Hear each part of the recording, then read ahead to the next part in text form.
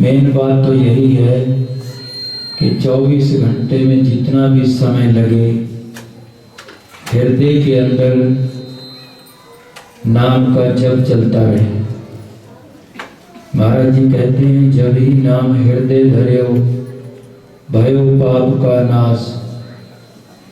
संसार अगर हृदय में रहेगा तो पाप बढ़ेगा, अगर हृदय में परमात्मा को बिठाएंगे तो पाप का नाश होगा, और जब पाप का नाश होगा तो फिर जन्म मरण खत्म होगा, क्योंकि जो पाप है ये जन्म मरण का बीज है।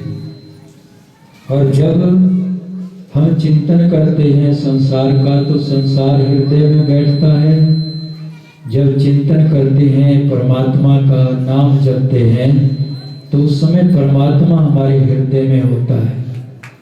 जब परमात्मा हृदय में होंगे तो हमारे अंदर शीतलता आएगी, शील, संतोष, विवेक, ज्ञान, विचार, दया, क्षमा, ये गुण पैदा होंगे।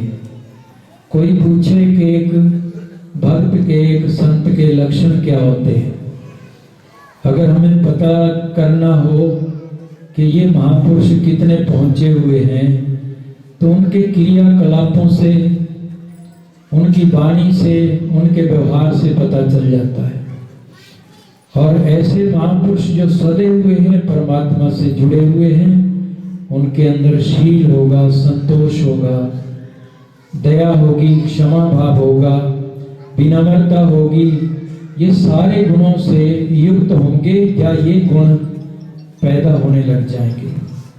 और जो व्यक्ति काल से जुड़ा हुआ है उसके क्या लक्षण होंगे, उसके अंदर कामनाएं भरी होंगी, क्रोध होगा, लोभ होगा, मोह होगा, अहंकार होगा, राग द्वेष होगा, तृष्णा होगी। ये सारे गुणों से ही हमें पता चलता है कि हमारा अंतःकरण किससे जुड़ा हुआ है।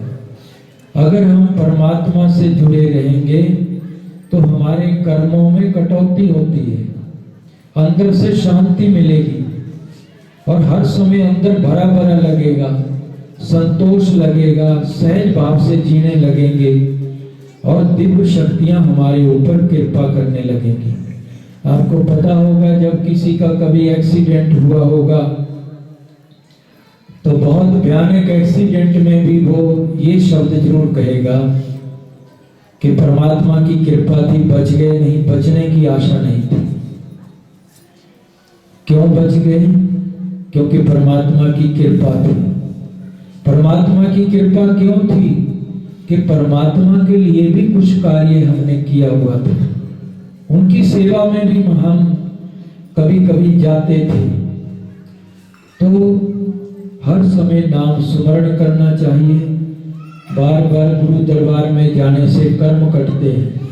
जब आप ज्योत का दर्शन करते हैं, दरबार का दर्शन करते हैं, इससे हमारे ग्रह चाल, हमारे पितृदोष, हमारे काल सर्प योग, हमारे मूला में पैदा होने वाले ये सारी चीजें जो पंडितों ने, ज्योतिषियों ने बहका रखा है, ये सारी दूर होती है। ये सारा कुछ नहीं होता, जो नाम जपता है उसके आगे ये सारी चीजें कुछ भी नहीं होती। इसलिए परमात्मा का नाम सुमरण करें और अंत समय सुमरण करते करते हम परमात्मा के धाम में जाएं।